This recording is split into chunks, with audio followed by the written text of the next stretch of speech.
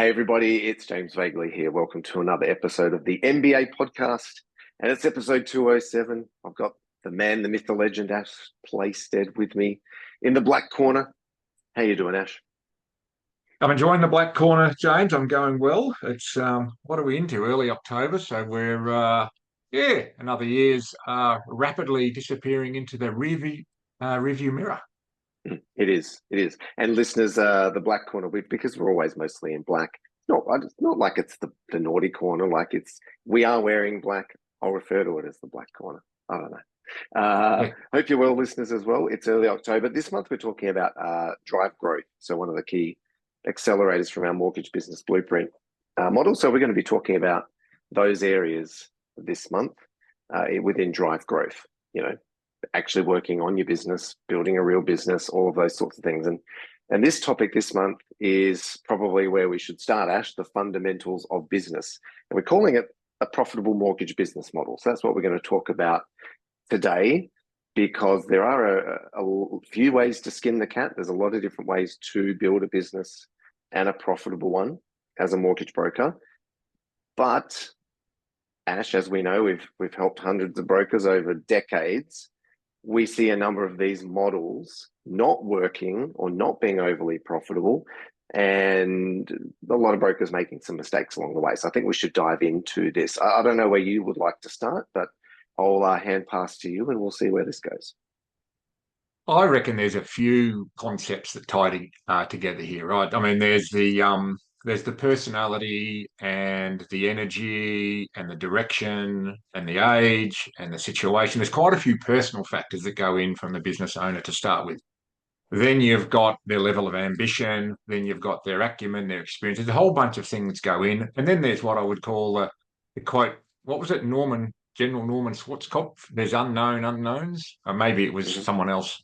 Anyway, there's a lot of things that brokers don't know they don't know, right? So we get into this and we look at different business models, and you might start with this vision that I want to be bigger, I want to turn over more, I want to have this sort of big business. And sometimes we brokers wake up 2 years, 3 years down the track and go, you know what? I'm turning over more money, but I'm keeping less of it and I'm working harder.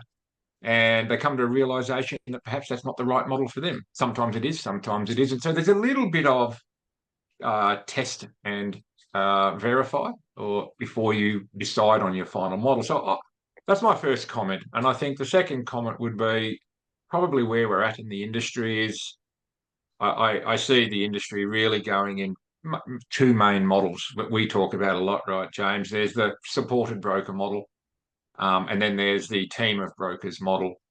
So the supported broker model where you remain as the key broker and you have a group of support people that allow you to write a lot more loans. And because you're not paying salespeople, you probably tend to keep most of what you turn over. Whereas, so I would describe that as the model where profit is derived through your own selling and your own loan writing. Whereas the broker model, where you might employ a team of brokers to relieve you from that pressure and remove dependency on yourself, you need to replace the profit that you otherwise would have made from writing a lot of loans yourself to making a margin of profit on the brokers who write loans in your business. So they're the two main models. I would start there. And then you've got obviously variations of that. So as you're a broker coming up into this industry, you probably should start looking at, which one of those do I want to pursue? So that might be a good place for us to explore a little bit, James, as, what factors should a broker look at or consider when they're trying to choose which model should I go down the path of pursuing? Yeah, that's a great place to start. Supported broker, team of brokers. And I think my first point to start as well, Ash, is that the default bigger is better is definitely not the case in every instance, right? I think a lot of our listeners or a lot of brokers that are ambitious, we see the superstars and those building big businesses, and a lot of brokers go, well, I want that. I want to be writing that kind of volume. I want to be, winning awards or in charge of a big team. It makes people feel good, about themselves to be bigger and better and more successful, right? But it doesn't always work. So I think that's probably going back to one of your first points where I'd like to start is for our listeners thinking, which way do I go? I think something you said at the start was around, well, what's my skill set? What's my personality? What am I great at and not so great at? Um, because the supported broker model, as you know, is very much, I'm a great broker, I'm a star, and I just need to get a support team around myself to enable me to do more of that star work, i.e., finding clients, helping clients. Whereas that team of brokers is a completely different beast, isn't it, Ash? You know, like the supported broker, Oh, that's kind of easy. I know broking, I'm great at it. I just kind of need people to help take the other admin and work away from me so I can do what I'm best at. But to build a team of brokers, that's a real business. That's where we've got to hire people, we've got to build systems, we've got to become a manager and almost step away from being a broker and a star, mm. which to be fair is almost the whole industry. I don't know many true business owners in the mortgage space. It's kind of rare. And I think that's where we need to start, who they are and what their skill set Yeah. is. Look, it's absolutely true. And I think hopefully this sort of concept that I'm about to add to this resonates with some of our broker listeners, James. And I think it's about separating or understanding one model's about income creation, another one's about value creation, right? So we get into this industry, and I could speak about myself. It's a long time ago now, but it's still very relevant. That is, I got into mortgage broking, yeah, partly because I wanted to be in charge of my own, you know, world because, I wasn't a very good employee and I thought I could do things better. So I thought, well, I better go and prove whether I'm right or wrong. But you get into broking for income. Like everything you do is about how do I make enough money to pay my bills, live the life I want, etc., etc. That's about income, right? And that's really where you just become a broker. How do I write more loans myself, right? That's fine. A lot of brokers start there. In fact, I would argue most brokers start there. But then at some point, this discussion and this concept around, well, what do I actually own here? What have I got to sell? What am I creating as a legacy for the future? Is it purely a trail book that maybe one day I can sell? Or am I creating a business that has significant value beyond me?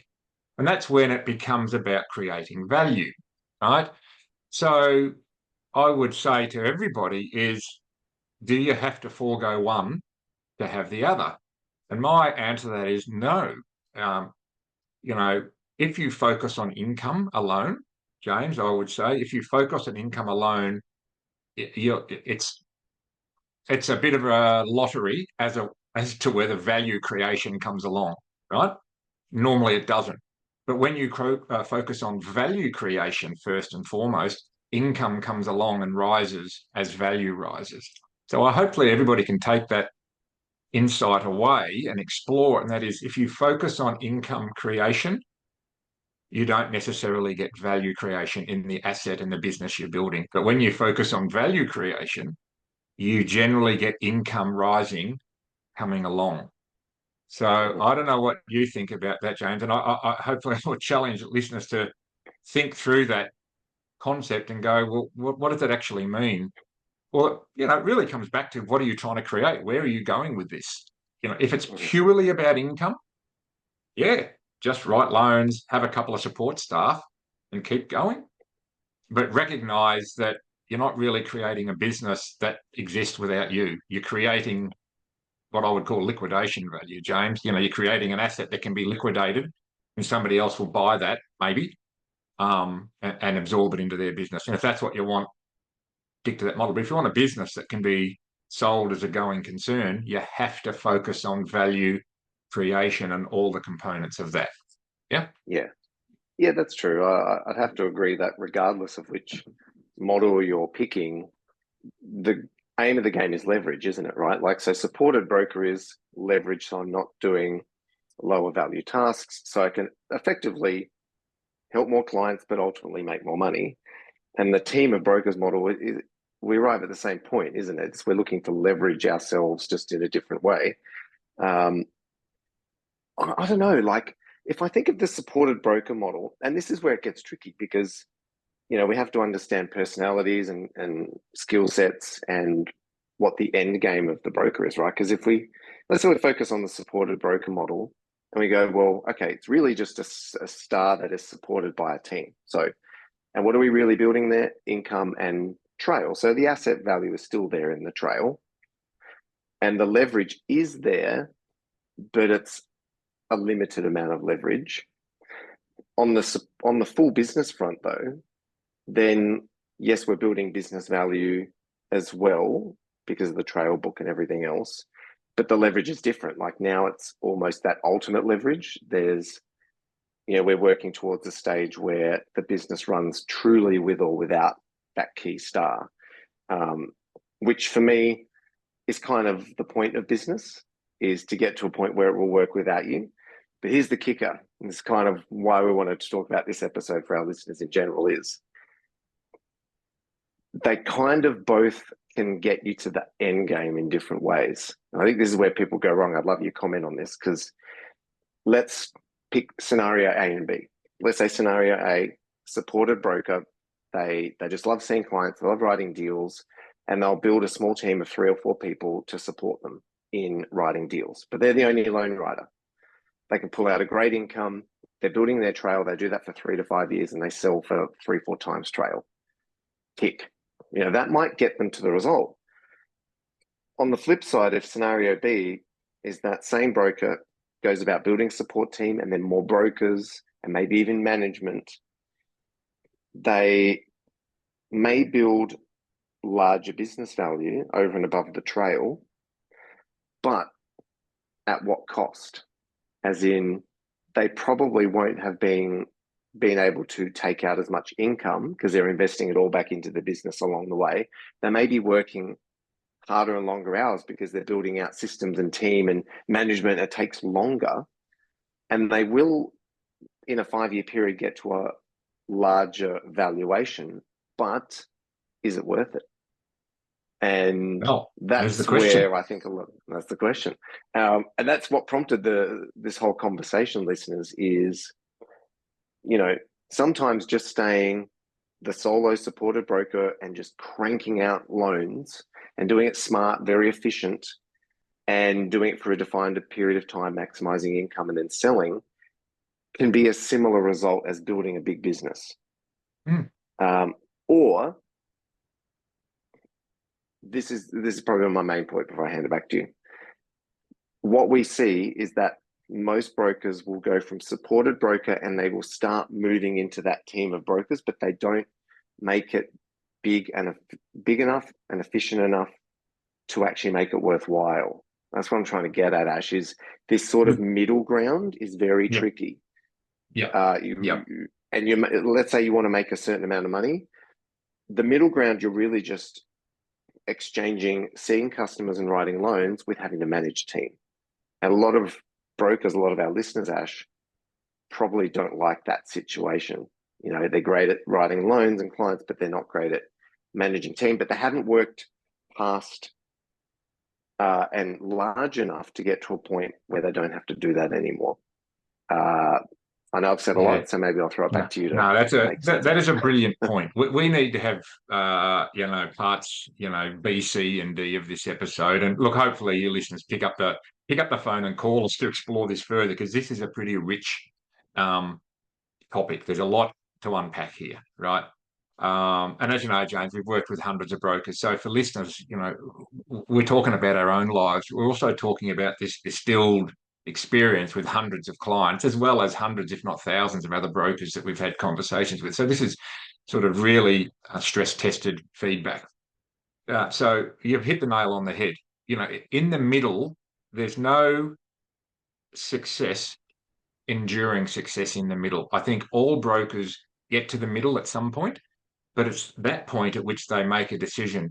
Am I prepared to do what's required to progress beyond the middle to a bigger business that truly liberates me from the business into my highest and best use, right? Or am I prepared to say, you know what? I came to the middle, I hired a small team, I put on a couple of brokers, but you know what? I don't really like managing people. It stresses me. I'm not making any more money. I'm not good at it. I don't want to do it anymore. I'm going to go back to a supported broker model. And both of those are completely valid. I agree with you. But what's not valid, and what I would encourage every listener to consider, is when you get to the middle, don't stay there. You definitely need, this is where we do our best work, in my opinion, James, if I can be, um, to comment on, really where we do a lot of our best work is, yes, systems, processes, modeling, and a whole bunch of things, but really it's helping people to explore what it's like in the middle and help them make an informed choice about their next move. Do I go into a bigger business with a bigger team where I become a true business owner, maybe writing some loans? And I would add this too, listeners, right? Building a business that works with or without you does not necessarily mean you give up writing loans. This is a really important point. It just means for the business to be profitable, it doesn't need you to write loans, right? You write like, I reckon if we lined up 100 of our listeners, 99 would say, you know what? I still like writing loans. I just don't like everything else. So if you want to keep writing a few loans whilst the business is operating, there's nothing wrong with that, right? But this is really where everybody gets at some point. So whether you're starting as a broker today or you've been doing this for 20 years, the middle is going to collide with you at some point. Right, you're going to get there either through someone telling you it's a good idea, looking at the marketplace and going, you know what, here's a few of my peers that I talk to in some forum, and they're all doing this model, and they all seem to be going well, so I'm going to do that model. But until you're in there yourself, you don't really know. Right, so this is where we generally help people to say, well, here's what you need to do. Here's the pieces of the business you need to work on to get there. When you get there, let's have a look at it and let's talk in a lot more depth about, well, is this what you want? Is this taking you forward purposefully in the direction you want your life to go? Or you're going, you know what? I actually don't want to do that model. I prefer being a broker, do my 5 mil, 10 mil, whatever I'm capable of doing with 2, 3, 4, 5 people. And we've got multiple clients, James, haven't we? Without naming names, some have got to that middle and have gone on to huge things and sold businesses. And we've got others that have got to the middle and hired brokers and gone, you know what? That doesn't work for me. I prefer just to be the front person, and I'll build a team so that I can just find customer, win customer, and hand over to the team to do everything else. And these are brokers doing 20 million a month plus. And their mission, I'm going to build a big trail book and sell it one day. Right. Yep. So I hope everyone takes that away, James. And this is really, I think, the guts of this discussion is don't stay in the middle, but at least get there and figure out with help whether it's right for you. Yeah. Because, last comment, definitely with our industry, it is trending very strongly towards you're either bigger or you're building a business that you can sell to someone who's bigger. Don't sort of stay equivocating in the middle. Maybe, maybe not. Like go hard on single broker with support, or choose to go into a bigger business with a team and get the help to do that. Because that's where the industry is going. Out of the 20,000 brokers that are still in our industry, who knows how many there will be in 5 years? But I predict they will consolidate into a lot fewer businesses. Like all other sectors of the industry have consolidated over the years. Broker businesses, scale, cash flow, resources, access to opportunities, recruiting the best people, all of this will start to flow into bigger businesses over time. It's going to be an interesting next few years for sure.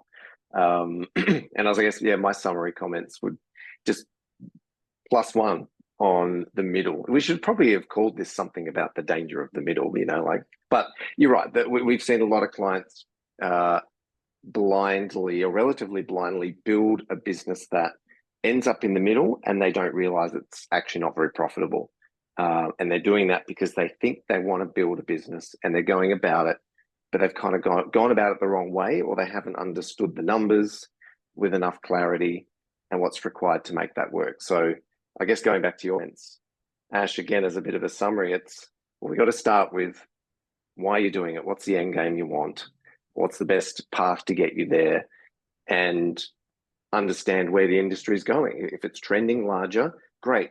I'll be just a solo supported broker, and then I'll get swallowed up. My goal is to sell that to a larger business. So why would I build a ton of team and systems and process and that when my goal is just to be swallowed up, But if you do want to build a real business, you need to understand the mechanics, why others will want to come and work with you and for you, and how to do that in a profitable way. So as you said, this could be a week-long conversation. There's tons of nuance to it. But as an introductory version as for this podcast, I hope our listeners, I guess the main point for our listeners is there are different business models. Most brokers just want to do more and build a team because they think that's what they want to do, but they haven't thought of why I'm doing it, what's my end game, and how does the numbers of that model look. That's kind of where I'd like to get to, Ash. If everybody could take a step back and go, what do I want in terms of business and income? What am I great at? What am I not great at?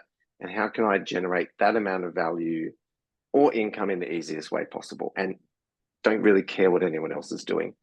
If every single broker did that, we would have a lot less stress and mistakes and people doing all sorts of weird things in the industry. So at the end of the day, it's hard, and working with us or an advisor that can work you through it is key. Well, that's where the vast majority of clients that we've worked with over the years, James, have arrived into a relationship with us is they've come because they're in the middle, right? And the middle has this sort of spectrum of here to here, but most brokers come to us because they've ended up in the middle, they've got stuck there, and they're not really sure how to progress beyond the middle. Do I go backwards? Do I go forwards? Do I go sideways? How do you do it? So I would hesitate, or I wouldn't hesitate actually, to suggest a lot of our listeners are in the middle. If early stage brokers, perhaps you're not there yet, but this is very relevant information. But for pretty much everyone else, there's somewhere in the middle, doing a few million a month. I've played around with a team, played around with hiring brokers, played around with systems and processes, looked at different models, and are sort of in this sort of little Frankenstein's monster where I've got bits and pieces of stuff. I'm not really sure where to go from here. So, this is where, we'd love to talk to you about, how to work through that, how to align it with your personal and financial direction. And then the business becomes the vehicle to achieve your personal and financial goals in life. You bring all those together. So enough said. Hopefully that's a really clear sort of discussion point for everyone, James, that if this might hit the mark for you and you go, you know what, that's me, and this is what I need to be looking at. And get on the phone, talk to someone, talk to us, and work out your direction. Exactly. Yep. We'd love to have a chat with you and get it right from day one or day 1,000. Yeah.